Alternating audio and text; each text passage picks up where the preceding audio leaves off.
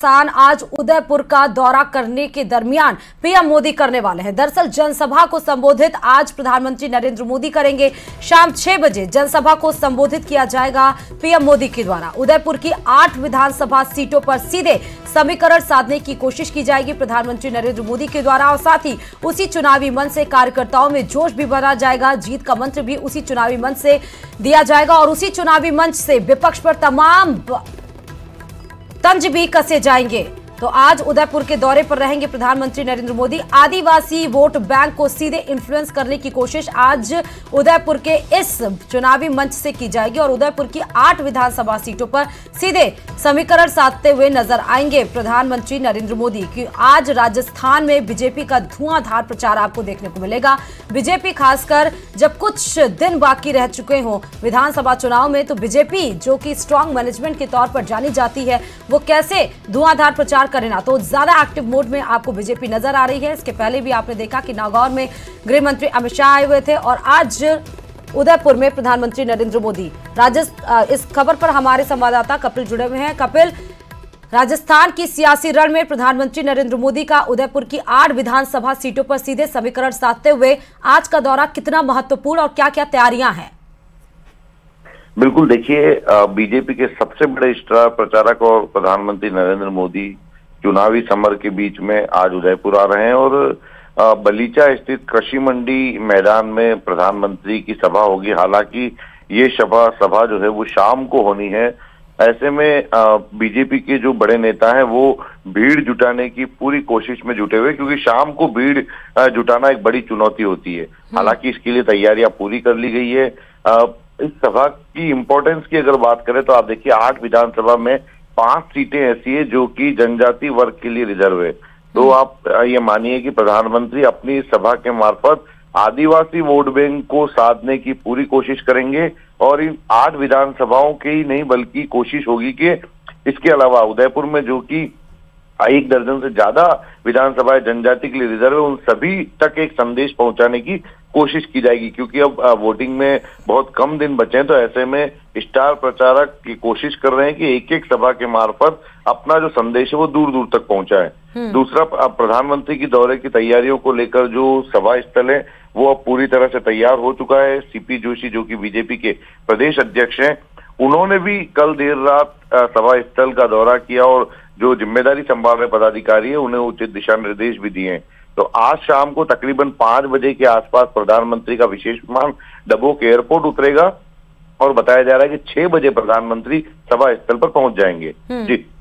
और कपिल, उदयपुर के दौरे को लेकर प्रधानमंत्री नरेंद्र मोदी के नो फ्लाइंग जोन भी घोषित किया गया है, इसके क्या मायने हैं? बिल्कुल, देखिए, सुरक्षा प्रोटोकॉल जो है वो प्रधानमंत्री की यात्रा के दौरान पूरी तरह से उपयोग में लिए जाते हैं। एसपीजी के निर्देशन पर जिला निर्वाचन अधिकारी अरविंद पोसवाल ने आदेश जारी किया था कि किसी भी तरह के ड्रोन, हॉट एयर बलून जो है वो नहीं उड़ाए जा सकेंगे। हालांकि एक दिन पहले इस आदेश में हेलीकॉप्टर को शामिल किया गया था, लेकिन अगले दिन संशोधित आदेश निकाला जिसमें अनुमति के साथ में हेलीकॉप्टर की उड़ान जो है वो हो सकेगी। लेकिन नो फ्लाई जोन घोषित किया है पूरे जिले की राजस्व सीमाओं में।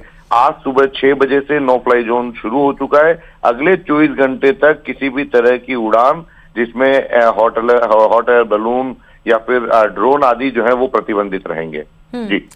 8 विधानसभा सीटों के लिए आज पहली बार प्रधानमंत्री नरेंद्र मोदी स्टार प्रचारक के रूप में पहली बार आ रहे हैं।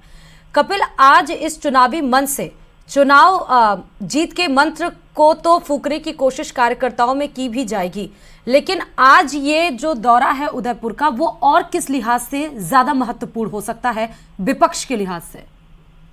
देखिए, बिल्कुल, प्रधानमंत्री क्योंकि अब नामांकन दाखिल हो चुके हैं, नामांकन दाखिल होने के बाद में प्रधानमंत्री की ये पहली यात्रा है इस चुनावी समर के बीच में, इसलिए ये बेहद महत्वपूर्ण हो जाती है। और आप ये देखिए कि पिछले कुछ समय से जब प्रधानमंत्री चुनावी यात्राओं पर हैं, वे विपक्ष पर बहुत ज्यादा हमलावर नजर आते हैं। और आज भी, क्योंकि राजस्थान का जो चुनाव है वो गारंटी को लेकर अब जो है बेहद महत्वपूर्ण हो चुका है। राजस्थान सरकार अपनी गारंटी दे रही है, लेकिन राजस्थान सरकार की गारंटी के ऊपर मोदी अपनी यात्राओं के दौरान मोदी की गारंटी के रूप में जो योजनाएं हैं उन्हें आम जनता के बीच में पेश करने की कोशिश कर रहे हैं। तो निश्चित तौर पर ये जो दौरा है बहुत महत्वपूर्ण होगा आने वाले विधानसभा चुनाव के लिए, भाजपा के लिए।